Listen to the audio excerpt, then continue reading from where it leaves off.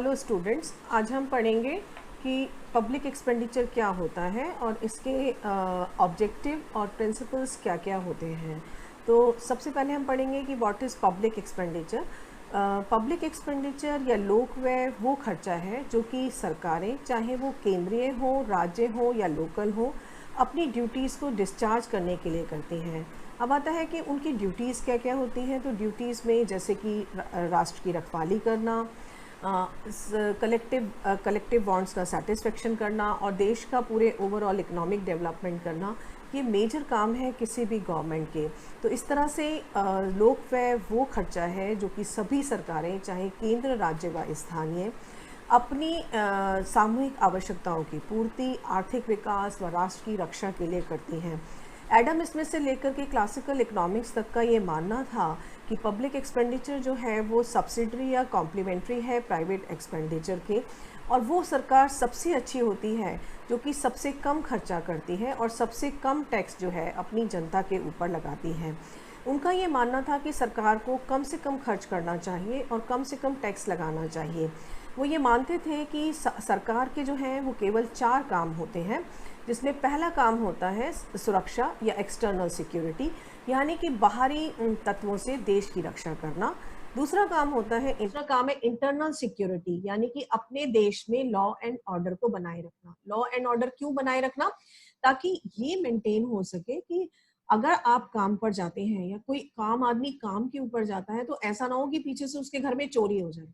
ऐसा ना हो जाए कि जो है वो इस सिक्योरिटी के साथ काम पर ना जा सके कि आएगा तो उसके घर में चोरी हो जाएगी या रास्ते में उससे कोई माल लूट लिया जाएगा या फिर उसके साथ कोई और प्रॉब्लम हो जाएगी। तो इंटरनल सिक्योरिटी दूसरा काम है जो किसी भी गवर्नमेंट को करना चाहिए, यानी कि चोर डकैती इन सबसे आपकी रक्षा करनी चाहिए। तीसरा काम उन्होंने कहा कि सरकार का तीसरा काम है एडमिनिस्ट्रेटिव एक्टिविटीज या प्रशासकीय एक्टिविटीज करना, यानी कि सरकार को जो है अपने को संचालन करने के लिए जो खर्च करना पड़ता है वो काम सरकार का है। उन्होंने कहा कि ये 3 मेजर काम हैं जो हर गवर्नमेंट को करने पड़ते हैं। इसके अलावा अगर उसके पास पैसा बच जाता है या कोई सरकार बहुत वेलफेयर वाली है, बहुत अच्छी है, तो उसे सर्टेन अमाउंट में इंफ्रास्ट्रक्चर डेवलप करना चाहिए या वेलफेयर के काम करने चाहिए। जैसे कि आप राजा अशोक के टाइम देखते हैं कि उन्होंने सड़कों के किनारे पेड़ लगवाए, धर्मशालाएं बनवाई या बावड़ियां बनवाई, कुएं खुदवाए। तो उन्होंने बोला कि ये काम है कि मेन 3 काम तो हर स्टेट को करने ही हैं, हर गवर्नमेंट को करने हैं, लेकिन इसके अलावा कोई गवर्नमेंट बहुत अच्छी है तो वो सर्टेन अमाउंट में इंफ्रास्ट्रक्चर और वेलफेयर का काम भी कर सकती है। ये उनके मेजर काम थे जो उन्होंने बताए। इसके बाद उन्होंने बोला कि लेकिन उन सबका ये मानना था कि जो है वो ही गवर्नमेंट सबसे अच्छी है जो कि सबसे जो है कम खर्च करती है और सबसे कम टैक्स लगाती है। ये कीज थे 1936 में, जिन्होंने कि सबसे पहली बार ये बोला कि वो गवर्नमेंट सबसे अच्छी नहीं है जो सबसे कम खर्च करती है, बल्कि गवर्नमेंट को जो है इकोनॉमी की प्रॉब्लम्स को सॉल्व करने के लिए आना चाहिए। और प्रॉब्लम्स को सॉल्व करने के लिए 1936 में उन्होंने जो मेथड दिया, जो कि पम्प प्राइमिंग का मेथड था, जबकि उन्होंने अमेरिकन इकोनॉमी को डिप्रेशन से निकाला था, तो उन्होंने बोला कि पम्प प्राइमिंग के थ्रू गवर्नमेंट को जो है मार्केट में या इकोनॉमी में मनी इन्फ्यूज करना चाहिए, और मनी इन्फ्यूज करने के बाद उसका जब मल्टीप्लायर इफेक्ट होगा तो मल्टीप्लायर इफेक्ट से जो है अपने आप गतिविधियां जो है वो इकोनॉमिक एक्टिविटीज अपने आप पेसअप कर जाएगी और वो बूस्टअप करती चली जाएगी। कि इसकी पूरी की पूरी थ्योरी जो है आप लास्ट ईयर जो है मैक्रो इकोनॉमिक्स में पढ़ चुके हैं कि किस तरीके से पम्प प्राइमिंग मेथड के थ्रू इकोनॉमी में मनी इन्फ्यूज किया जाता है, जिससे कि किक स्टार्ट हम कर सके। Kick start pump priming method के थ्रू करके मल्टीप्लायर इफेक्ट के थ्रू एक्सेलरेट करके किस तरह से इकोनॉमी की पेस को बढ़ाया जाता है। तो कीन्स वो पहले अर्थशास्त्री थे जिसने की सारी गवर्नमेंट्स का कॉन्फिडेंस जो था वो पब्लिक एक्सपेंडिचर के अंदर बूस्टअप किया था, जिससे कि डिजायर्ड रिजल्ट्स जो है वो प्राप्त हो सके। तो कीन्स ने पहली बार पब्लिक एक्सपेंडिचर की महत्ता को स्थापित किया और ये माना कि पब्लिक एक्सपेंडिचर भी प्रोडक्टिव होता है। इससे पहले ये माना जाता था कि पब्लिक एक्सपेंडिचर प्रोडक्टिव नहीं होता है। इसके बाद सेकेंड वर्ल्ड वॉर, मैंने आपको बताया था जब पहले पढ़ाया था कि 3 ही घटनाएं ऐसी थी जो वर्ल्ड ने जिसको चेंज कर दिया था।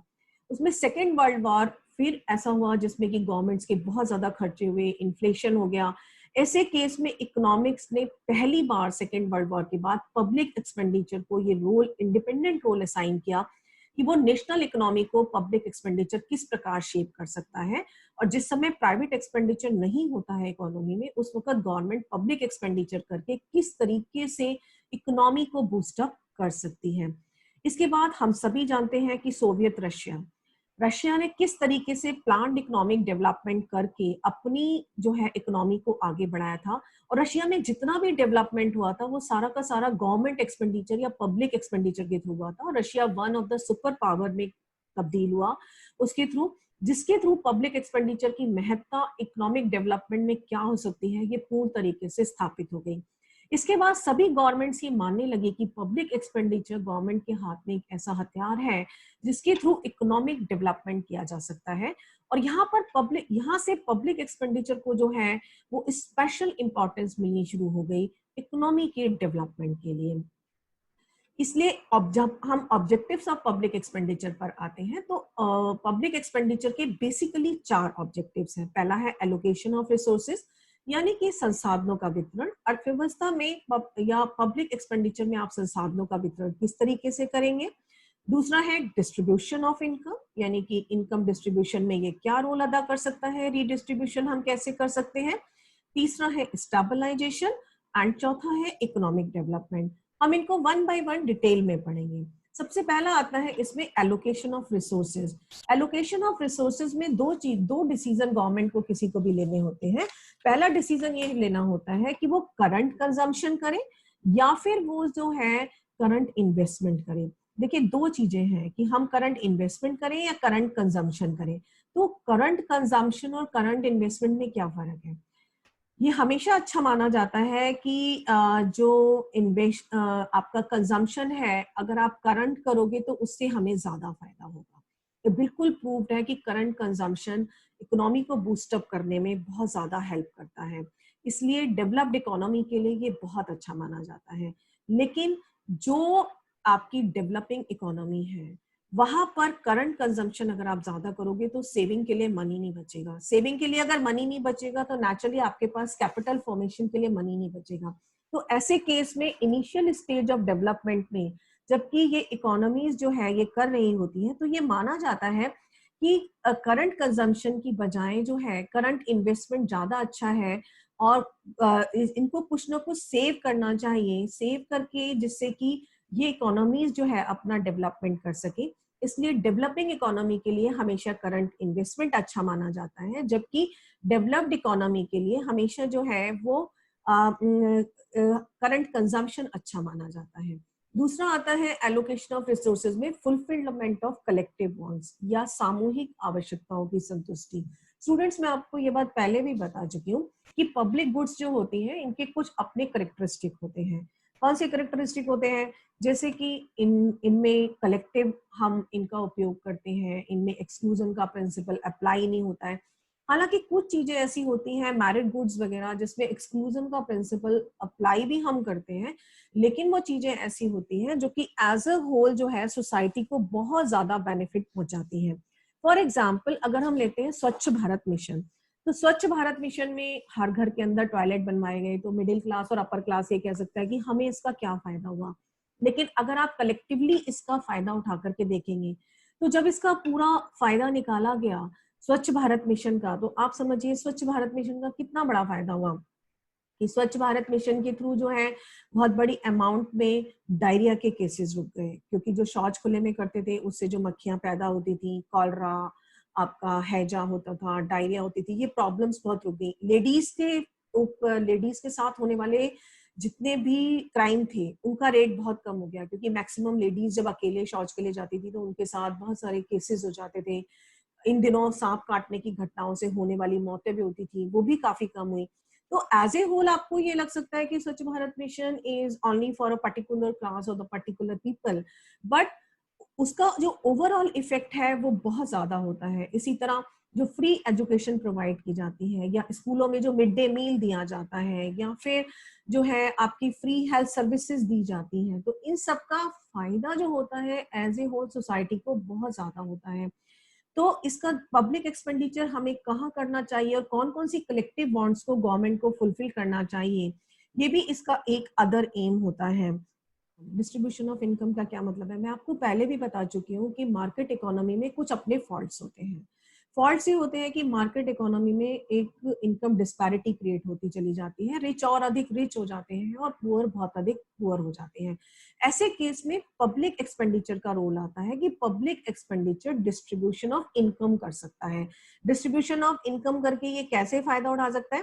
देखिए, डिस्ट्रीब्यूशन ऑफ इनकम करके ये हम लोगों के ऊपर प्रोग्रेसिव इनकम टैक्स लगा सकते हैं। इनहेरिटेंस टैक्स को कहते हैं उत्तराधिकार कर। प्रोग्रेसिव इनकम टैक्स में हम क्या करते हैं कि जैसे जैसे आपकी इनकम बढ़ती चली जाएगी वैसे वैसे जो है हम आपके ऊपर जो है टैक्स की अमाउंट बढ़ाते चले जाएंगे। जब हम टैक्स की अमाउंट को बढ़ाते चले जाएंगे तो नेचुरली है कि आपके ऊपर वो अमाउंट, गवर्नमेंट के पास ज्यादा पैसा जो है इकट्ठा हो जाएगा, जिससे कि गवर्नमेंट जो है ज्यादा गरीब लोगों के ऊपर वो पैसा इकट्ठा कर सकती है। इसके अलावा जो है इनहेरिटेंस टैक्स क्या होता है?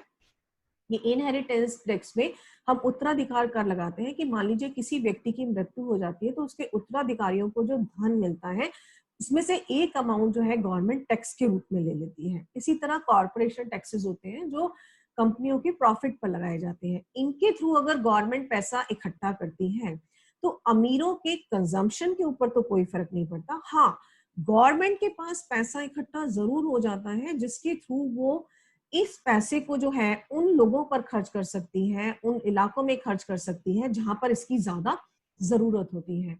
तो इसके थ्रू ये काम किया जा सकता है। अगर इसके बावजूद भी हमारे पास पैसा कम पड़ जाता है तो हमारे पास दूसरा ऑप्शन होता है सब्सिडीज। सब्सिडीज का मतलब है अनुदान देना या सहायता देना उन वस्तुओं के ऊपर जिन्हें कि गरीब लोग यूज करते हैं या लोअर इनकम के लोग यूज करते हैं। अब लोअर इनकम के लोग कौन सी चीजें यूज करते हैं? सपोज कीजिए गैस सिलेंडर के ऊपर अगर आप सब्सिडी देते हैं तो उससे केवल आपके जो है गरीबों को फायदा नहीं होता कि उन्हें केवल कोल जलाना नहीं पड़ रहा है या लकड़ियां जलानी नहीं पड़ रही हैं, बट ओवरऑल पोल्यूशन के ऊपर इसका असर पड़ता है। उस चूल्हे से उठने वाले धुएं से जो महिलाएं बीमार होती हैं, जो उनकी गोदी में बच्चे होते हैं वो बीमार होते हैं, वो बीमारी होने से वो बच जाते हैं, जिससे उनका स्वास्थ्य के ऊपर खर्चा बढ़ जाता है, जिससे देश का हेल्थ लेवल अच्छा होता है, घर वालों का हेल्थ लेवल अच्छा होता है। तो इस तरीके से सब्सिडीज देकर भी और पब्लिक एक्सपेंडिचर सब्सिडीज के ऊपर खर्च करके भी गवर्नमेंट जो है वो बहुत बड़ा काम कर सकती है। तीसरा काम आपका आता है स्टेबलाइजेशन।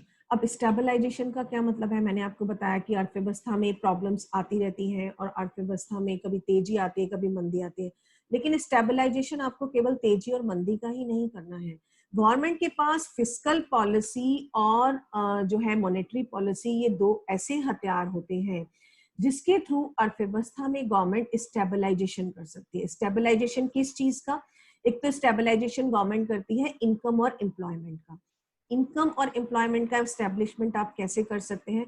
जैसे इस समय देखिए कोरोना महामारी चल रही है, मैंने पहले भी बताया बहुत सारे लोगों की इनकम चली गई है, बहुत सारे लोगों का एम्प्लॉयमेंट चला गया है। तो ऐसे समय में गवर्नमेंट पब्लिक एक्सपेंडिचर करके मनरेगा के थ्रू जॉब क्रिएट करके गांव में लोगों को रोजगार दे सकती है।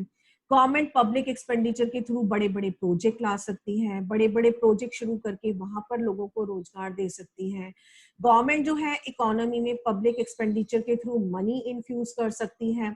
मनी इन्फ्यूज करके तब तक मनी इन्फ्यूज कर सकती है जब तक कि प्राइवेट इन्वेस्टमेंट नहीं आ जाता और प्राइवेट एक्सपेंडिचर शुरू नहीं हो जाता और इकोनॉमी उस लेवल पर नहीं आ सकती। तो अर्थव्यवस्था में जो है इसके थ्रू आपका जो है इनकम और एम्प्लॉयमेंट का लेवल डेवलप किया जा सकता है। पब्लिक एक्सपेंडिचर के थ्रू न केवल इनकम और एम्प्लॉयमेंट का लेवल डेवलप किया जा सकता है, बल्कि जिस समय प्राइवेट एक्सपेंडिचर भी शुरू हो जाएगा और इनकम और एम्प्लॉयमेंट की बात शुरू हो जाएगी तो आपके सामने अर्थव्यवस्था में एक और प्रॉब्लम आएगी। वो प्रॉब्लम क्या आएगी? प्राइस की, कि प्राइस इंक्रीज होने शुरू हो जाएंगे। जैसे कि इस समय सब्जियों के प्राइस इंक्रीज होने शुरू हो गए, तो ऐसे केस में इस प्राइस को मेंटेन रखना ये गवर्नमेंट का अगला काम है कि गवर्नमेंट को न केवल आपको इनकम और एम्प्लॉयमेंट के लेवल को मेंटेन रखना है, बल्कि आपको प्राइस के लेवल को भी मेंटेन रखना है कि प्राइस एक लिमिट से ज्यादा ना बढ़ जाए। ऐसा ना हो कि चीजें जो है वो लोगों की पहुंच से बाहर चली जाए और एसेंशियल आइटम्स के रेट इतना बढ़ जाए कि वो उनको खरीद ही ना पाए। तो गवर्नमेंट जो है पब्लिक एक्सपेंडिचर के थ्रू न केवल इनकम और एम्प्लॉयमेंट को स्टेबलाइज कर सकती है, बल्कि लेवल ऑफ प्राइस को भी स्टेबलाइज कर सकती है। इसके अलावा गवर्नमेंट पब्लिक एक्सपेंडिचर के थ्रू बैलेंस ऑफ पेमेंट को भी कंट्रोल कर सकती है। बैलेंस ऑफ पेमेंट को आप कैसे कंट्रोल करोगे? आपको मालूम है कि देखिए डेवलपिंग इकोनॉमीज में ज्यादातर बैलेंस ऑफ पेमेंट जो है वो नेगेटिव में जाता है, या बैलेंस ऑफ पेमेंट हमेशा माइनस में होता है, क्योंकि अपनी इकोनॉमी को डेवलप करने के लिए हमें बहुत सारी चीजों को इंपोर्ट करना पड़ता है जो हमारे देश में या तो बनती ही नहीं है या मिलती ही नहीं है। सपोज मेट्रो के डब्बे हैं, वो हमें दूसरे देशों से इंपोर्ट ही करने पड़ेंगे। पेट्रोल डीजल है वो इंपोर्ट ही करना पड़ेगा। अच्छे हेल्थ इक्विपमेंट्स हैं, हेल्थ मशीनरी है, वो हमें इंपोर्ट ही करनी पड़ेगी। ऐसे केस में नेचुरली है कि हमारा बैलेंस ऑफ पेमेंट जो है वो नेगेटिव में चला जाता है। ऐसे केस में गवर्नमेंट क्या कर सकती है? गवर्नमेंट फॉरेन इन्वेस्टमेंट को अट्रैक्ट कर सकती है, जैसे कि इस समय गवर्नमेंट करने की कोशिश कर रही है। चाइना से जितनी कंपनियां बाहर निकलने की कोशिश कर रही हैं, इंडियन गवर्नमेंट की ये कोशिश है कि इनको हू करके इंडिया में लाया जा सके और ये जो है इन्वेस्टमेंट अपना यहाँ कर सके। इसी तरह हम अपना एक्सपोर्ट बढ़ाने की कोशिश गवर्नमेंट कर सकती है कि जिन जिन एरिया में हमारी स्ट्रेंथ है वहां पर हम अपने एक्सपोर्ट को इंक्रीज कर सकें। इसी तरह एक्सपोर्ट इंपोर्ट को डिक्रीज कर सकें। अगर इंपोर्ट को हम डिक्रीज करने में कामयाब हो जाते हैं तो नेचुरली हम बैलेंस ऑफ पेमेंट को जो है वो मेंटेन कर सकते हैं। तो इस तरह जो पब्लिक एक्सपेंडिचर का तीसरा ऑब्जेक्टिव होता है वो होता है कि आप स्टेबलाइजेशन कैसे करोगे इनकम और एम्प्लॉयमेंट का, प्राइस लेवल का, और इसके अलावा जो है बैलेंस ऑफ पेमेंट का। इसके अलावा चौथा काम या चौथा ऑब्जेक्टिव जो पब्लिक एक्सपेंडिचर का है वो है इकोनॉमिक डेवलपमेंट। देखिए डेवलपिंग इकोनॉमी की सबसे प्रायोरिटी होती है, सबसे बड़ी प्रायोरिटी है इकोनॉमिक डेवलपमेंट को करना। अब इकोनॉमिक डेवलपमेंट में आप क्या क्या काम करोगे? सबसे पहले इकोनॉमिक ओवरहेड्स को बिल्डअप करना। इकोनॉमिक ओवरहेड्स क्या होते हैं? इकोनॉमिक ओवरहेड्स का मतलब है कि पब्लिक एक्सपेंडिचर के थ्रू आप रोड्स बनाइए, आप रेलवेज बनाइए, आप मेट्रोज बनाइए, आप इलेक्ट्रिसिटी को जनरेट कीजिए, आप लोगों को 24 आवर्स इलेक्ट्रिसिटी दीजिए, क्योंकि ये चीजें ऐसी हैं जो प्राइवेट एक्सपेंडिचर के थ्रू पूरी नहीं की जा सकती। इसलिए ये इकोनॉमिक ओवरहेड्स जितने भी हैं ये सारे के सारे पब्लिक एक्सपेंडिचर के थ्रू बनाए जाते हैं। इंफ्रास्ट्रक्चर के सारे काम पब्लिक एक्सपेंडिचर के थ्रू किए जाते हैं जिससे कि देश का इकोनॉमिक डेवलपमेंट किया जा सके। इसके अलावा दूसरा काम आप क्या करोगे? पब्लिक एक्सपेंडिचर के थ्रू एग्रीकल्चर का डेवलपमेंट किया जा सकता है, इंडस्ट्री का डेवलपमेंट किया जा सकता है। जैसे कि एग्रीकल्चर के डेवलपमेंट के लिए आजकल गवर्नमेंट यूरिया के ऊपर ध्यान दे रही है। आप उन्हें खाद सब्सिडाइज रेट पर दे सकते हो, आप उन्हें इलेक्ट्रिसिटी सब्सिडाइज रेट पर दे सकते हो, इंडस्ट्री को डिफरेंट पैकेजेस दिए जा सकते हैं, उनके टैक्सेस को माफ किया जा सकता है। इसी तरह गवर्नमेंट खुद से इंडस्ट्री लगा करके लोगों को रोजगार दे सकती है। तो गवर्नमेंट जो है इकोनॉमिक डेवलपमेंट के लिए बहुत सारे काम कर सकती है। इसी तरह रूरल इलेक्ट्रिफिकेशन प्रोग्राम कर सकती है। रूरल इलेक्ट्रिफिकेशन का क्या फायदा होता है? देखिए रूरल इलेक्ट्रिफिकेशन लोगों की इनकम और एम्प्लॉयमेंट को बढ़ाने में हेल्प करता है। क्योंकि इकोनॉमी में हमारा मेन एम होता है, मैंने अभी जो स्टेबलाइजेशन में आपको एम बताया कि अर्थव्यवस्था में इनकम और एम्प्लॉयमेंट कैसे बढ़ेगा, तो रूरल इलेक्ट्रिफिकेशन से कैसे बढ़ता है मैं आपको एक एग्जांपल देती हूँ। देखिए वाराणसी में जितने भी बुनकर या हथकरघा उद्योग में लगे हुए लोग थे, पहले वो लेडीज जो है केवल दिन में काम कर पाती थी, क्योंकि वो हाथ से जितना भी वर्क करती थी, कढ़ाई का वर्क करती थी या वो जितना भी बुनकर वाला काम करती थी, सिर्फ जब तक लाइट होती थी वो तब तक कर पाती थी और दिन में उन्हें बहुत ज्यादा टाइम नहीं मिल पाता था क्योंकि हाउस होल्ड के काम बहुत ज्यादा होते थे। लेकिन जिस समय वहां पर 24 घंटे लाइट आने लगी और उनके घरों में लाइट आने लगी तो लेडीज के लिए ये पॉसिबल हो गया कि वो रात में भी कढ़ाई सिलाई का काम कर सकती हैं और वो सुबह 5 बजे उठ करके भी लाइट जला करके कढ़ाई सिलाई का काम कर सकती है। और इस तरह उन लेडीज ने रात में और दिन में काम करके अब उस कढ़ाई सिलाई के काम को करके अपनी इनकम को इंक्रीज कर लिया और ये पॉसिबल हुआ जबकि उनके घर में इलेक्ट्रिसिटी पहुंची। तो अगर आप इलेक्ट्रिसिटी देने में कामयाब हो जाते हैं 24 आवर्स लोगों को पब्लिक एक्सपेंडिचर के थ्रू, तो ये भी एक बहुत बड़ा रोल है जिसके थ्रू लोगों की इनकम और एक्सपेंडिचर को इनकम को बढ़ाया जा सकता है, उनकी एम्प्लॉयमेंट लेवल को बढ़ाया जा सकता है और जो है इस तरह इकोनॉमी में कंजम्पशन लेवल को बढ़ा के इकोनॉमिक डेवलपमेंट किया जा सकता है। इसी तरह आप पब्लिक एक्सपेंडिचर के थ्रू नेचुरल रिसोर्सेज को डेवलप कर सकते हो, उनका प्रॉपर एक्सप्लॉयटेशन कर सकते हो और रीजनल बैलेंस ग्रोथ ला सकते हो। मैंने पहले भी आपको ये बताया था कि मार्केट इकोनॉमी, जब मैंने मार्केट फेलियर पढ़ाया था कि मार्केट इकोनॉमी की अपनी कुछ प्रॉब्लम्स हैं जिसमें कि रीजनल इम्बैलेंस्ड ग्रोथ हो जाती है। आप अपने देश में देखो कुछ राज्य आपको बहुत डेवलप मिलेंगे जैसे बॉम्बे, महाराष्ट्र बहुत डेवलप है, गोवा बहुत डेवलप है, आप आंध्र प्रदेश चले जाओ, तमिलनाडु चले जाओ, डेवलप्ड है। लेकिन आप अगर यूपी, बिहार, मध्य प्रदेश इन राज्यों की तरफ आते हो तो आपको पता चलेगा कि इन राज्यों में इतना डेवलपमेंट नहीं है। तो जो इम्बैलेंस हो जाता है, तो गवर्नमेंट पब्लिक एक्सपेंडिचर के थ्रू इस इम्बैलेंस को दूर कर सकती है। कैसे दूर कर सकती है? पब्लिक एक्सपेंडिचर के थ्रू गवर्नमेंट इंडस्ट्रीज यहाँ पर खोल सकती है, यहाँ पर बड़े बड़े जो है वो यहाँ पर इंस्टीट्यूट खोल सकती है। और जो भी सड़क, रोड्स, इंफ्रास्ट्रक्चर डेवलपमेंट, क्योंकि यहाँ प्राइवेट एक्सपेंडिचर नहीं हो पा रहा है, क्योंकि प्राइवेट इन्वेस्टमेंट नहीं है, लोगों की इनकम कम है, तो गवर्नमेंट को इस रीजनल इम्बैलेंस को जो है पब्लिक एक्सपेंडिचर के थ्रू पाटना होगा। एक और बहुत इंपॉर्टेंट काम जो पब्लिक एक्सपेंडिचर के थ्रू किया जा सकता है, दैट इज ह्यूमन कैपिटल। इसका सबसे बड़ा रोल है। Now I tell you what is the role of this human capital. Human capital जो है वो सबसे बड़ा रोल किस तरीके से अदा करती है? देखिए, ह्यूमन कैपिटल का मतलब है कि हम ह्यूमन पॉपुलेशन को जो है वो क्वालिटी पॉपुलेशन के अंदर कन्वर्ट करें। क्वालिटी पॉपुलेशन में आप कैसे कन्वर्ट करोगे इसको? देखिए, ह्यूमन पॉपुलेशन में सबसे पहले एजुकेशन और हेल्थ के थ्रू इसे क्वालिटी पॉपुलेशन के अंदर कन्वर्ट किया जाता है। क्वालिटी पॉपुलेशन में आप कैसे कन्वर्ट कर पाते हो उसको? कि जब आप इसे एजुकेशन और हेल्थ देते हो, तो एजुकेशन और हेल्थ से इनकी जो है न केवल हेल्थ स्टेटस इंप्रूव होगा, तो नंबर ऑफ सिक डेज खत्म हो जाएंगे, इनका कैपेसिटी ऑफ वर्क इंक्रीज हो जाएगी। लेकिन अगर आप जो है इनको एजुकेशन प्रोवाइड करते हो, तो एजुकेशन के थ्रू जो है इन्हें स्किल प्रोवाइड किया जा सकता है। जब आप इन्हें स्किल प्रोवाइड करोगे तो स्किल के थ्रू जो है इन्हें काम दिया जा सकता है। तो एजुकेशन और हेल्थ वो मेजर है जिसके थ्रू जो है वो हम ये डेवलप कर सकते हैं, और इसके थ्रू जो है ह्यूमन कैपिटल डेवलप करके इनकी जो है पर कैपिटा इनकम को इंक्रीज किया जा सकता है। तो पब्लिक एक्सपेंडिचर में आप फ्री हेल्थ सर्विसेज प्रोवाइड कीजिए, आप जो है फ्री एजुकेशन प्रोवाइड कीजिए।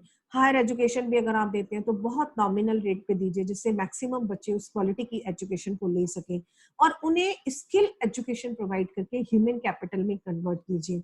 देखिए, मैं आपको पहले भी बता दूं कि आज का जमाना, अगर कोई भी कंट्री अपना डेवलपमेंट करना चाहता है तो उसे अपनी पॉपुलेशन को ह्यूमन कैपिटल में कन्वर्ट करना होगा, और ये केवल पब्लिक एक्सपेंडिचर के थ्रू ही हो सकता है।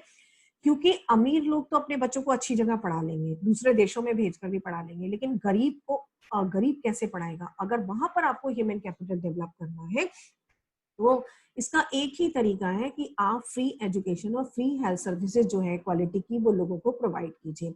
तो अगर आप ये करने में कामयाब हो जाते हैं तो डेफिनेटली जो है आप पब्लिक एक्सपेंडिचर के बहुत सारे व्यू क्रिएट कर सकते हैं। अब आता है कि प्रिंसिपल्स ऑफ पब्लिक एक्सपेंडिचर क्या होते हैं, या पब्लिक एक्सपेंडिचर जो है वो किस किस हिसाब से हमें खर्च करना चाहिए, किस किस हिसाब से आप खर्च करेंगे। तो पब्लिक एक्सपेंडिचर के लिए प्रिंसिपल्स के लिए बेसिकली दो सिद्धांत आते हैं। दो सिद्धांत कौन से आते हैं? सबसे पहला सिद्धांत जो इसमें आता है, दैट इज जो है वो आपका आता है बेसिक प्रिंसिपल्स। बेसिक प्रिंसिपल्स में सबसे पहले आपका आता है बेसिक प्रिंसिपल में पैसा प्रिंसिपल इस बात पर आता है कि what should be the limit of public expenditure, यानी कि पब्लिक एक्सपेंडिचर की लिमिट क्या होनी चाहिए और गवर्नमेंट को कहाँ तक खर्चा करना चाहिए। गवर्नमेंट कहाँ तक खर्चा करे जिससे कि, और पब्लिक एक्सपेंडिचर की लिमिट क्या हो। तो गवर्नमेंट कहाँ तक खर्चा करे, इसको देखने के लिए आपको ये देखना होगा, जो हमने डाल्टन का सिद्धांत आपने बीए लेवल पे पढ़ा होगा, इसमें आता है कि मैक्सिमाइजेशन ऑफ सोशल बेनिफिट या सामाजिक लाभ का सिद्धांत।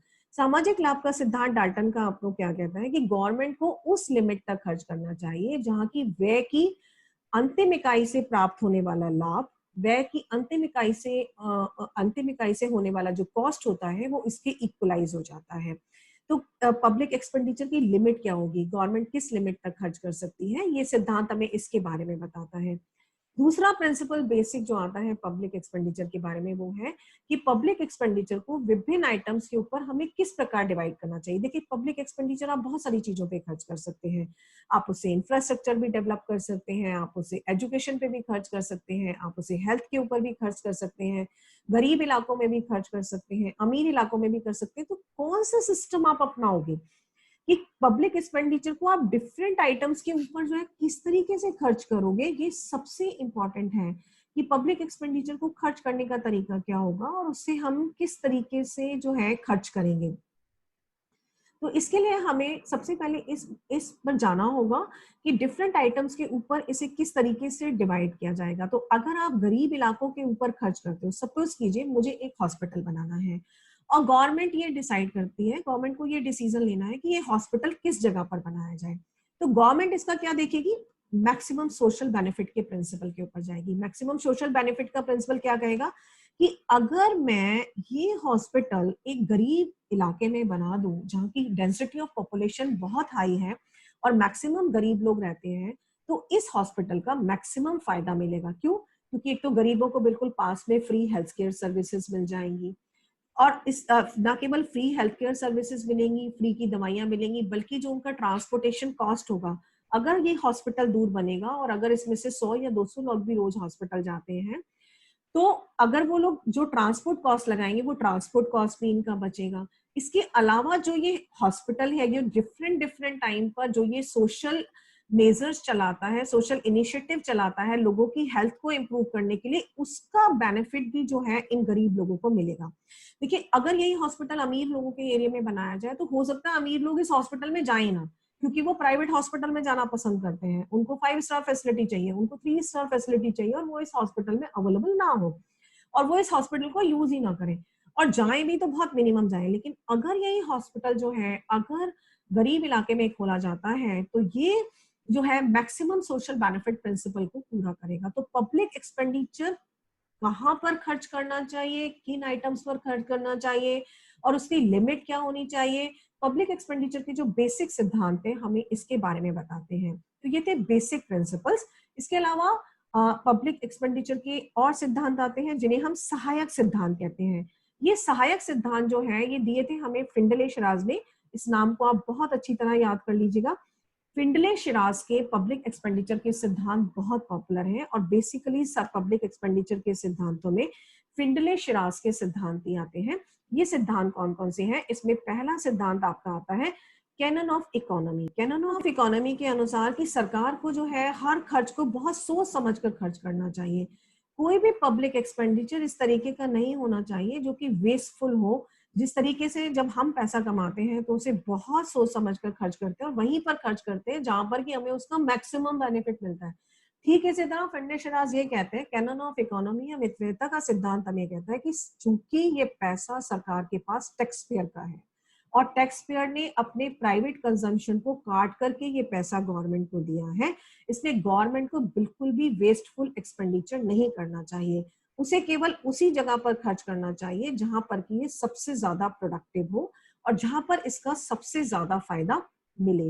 दूसरा सिद्धांत जो इसमें आता है वो आता है कैनन ऑफ सेक्शन। सेक्शन का मतलब है कि हर एक खर्च जो भी गवर्नमेंट करती है उसे पहले उसे किसी हायर अथॉरिटी से अप्रूव करा लेना चाहिए, सैंक्शन करा लेना चाहिए और केवल उसी काम पर उस खर्च को करना चाहिए जिसके लिए वो सैंक्शन किया गया है। फॉर एग्जाम्पल, इंडिया में ये प्रोविजन है कि गवर्नमेंट को बजट बनाना होता है और बजट को पार्लियामेंट से पास कराना होता है, जिसमें वो हर मद में ये दिखाती है कि वो इस साल किस मद में कितना पैसा खर्च करेगी और उसे ये जस्टिफाई करना होता है कि क्यों करेगी।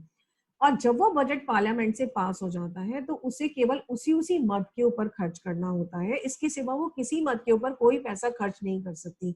अगर उसे कोई एक्स्ट्रा मनी खर्च करना है तो उसे कंटीजेंसी फंड से खर्च करना होता है और पार्लियामेंट की परमिशन लेनी होती है। बेसिकली इस कैनन का, इस सिद्धांत का उद्देश्य ये है कि हम पब्लिक फंड्स के मिसयूज को रोक सकें। तो कैनन ऑफ सैंक्शन जो है वो हमें पब्लिक फंड के मिसयूज को रोकने में हेल्प करता है और ये बताता है कि हर एक खर्चा जो भी खर्च गवर्नमेंट करती है, हर एक रुपया वो प्रॉपर अथॉरिटी से सैंक्शन होना चाहिए और केवल उसी काम के ऊपर खर्च करना चाहिए जिस काम के लिए उसको दिया गया है या सैंक्शन किया गया है। तीसरा हमारा प्रिंसिपल आता है canon of surplus. Canon of surplus का मतलब है बचत का सिद्धांत, जो कि पुराने इकोनॉमिक्स के ऊपर आधारित है कि वो ये मानते हैं कि इंडिविजुअल की तरह गवर्नमेंट को भी बचत का बजट बनाना चाहिए।